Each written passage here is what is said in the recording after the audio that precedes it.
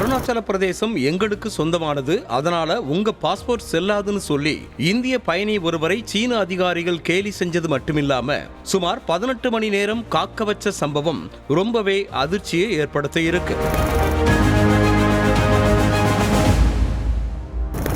இந்தியாவோட ஒருங்கிணைந்த பகுதியான அருணாச்சல பிரதேசத்தை தங்களோட நாட்டின் ஒரு பகுதின்னு சீனா ரொம்ப வருஷமாகவே பிரச்சனை பண்ணிட்டு வருது. அது மட்டும் இல்லாம திபெத்தின் தெற்கு பகுதி தான் அருணாச்சல பிரதேசம் அப்படின்னு சொல்லி இந்திய சீன எல்லையில பலமுறை அடாவடி செஞ்சுட்டு இருக்கு. இதுக்கெல்லாம் இந்தியா தக்க பதிலடி கொடுத்தாலும் கூட அடங்காத சீனா இப்போ வேற ஒரு ரூட்ல இந்த பிரச்சனையை கொண்டு வந்திருக்காங்க. சமீபத்தில் அருணாச்சல பிரதேசத்தைச் சேர்ந்த பெங்வாங் தோங்டோக் என்ற பெண் லண்டன்ல இருந்து ஜப்பானுக்கு பிளைட்ல போயிருக்காங்க. அப்போ அந்த பிளைட் சீனாவின் ஷாங்காய் விமான நிலையத்துல டிரான்சிட்காக தரையிறங்கி இருக்கு.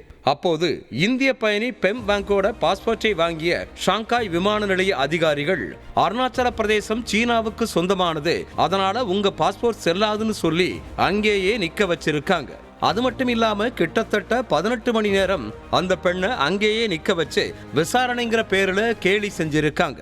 இதுக்கப்புறம் சீனா ஈஸ்டர்ன் ஏர்லைன்ஸ்ல புதிய டிக்கெட் வாங்கின பிறகுதான் பாஸ்போர்ட்டை தந்து பயணம் செய்ய அனுமதி வழங்கி இருக்காங்க.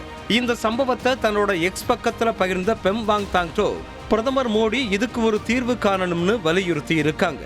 இப்போ இந்த சம்பவம் தான் இணையத்துல கொந்தளிப்பை ஏற்படுத்தி இருக்கு. பிரதமர் மோடி இந்த விவகாரத்தை சீனாவிடம் எழுப்பி அருணாச்சல பிரதேச மக்களுக்கு எந்த பாரபட்சமும் நிகழாமல் இருக்க உரிய நடவடிக்கை எடுக்கணும்னு நெட்டிசன்கள் மத்தியிலும் கோரிக்கை வலுத்து இருக்கு.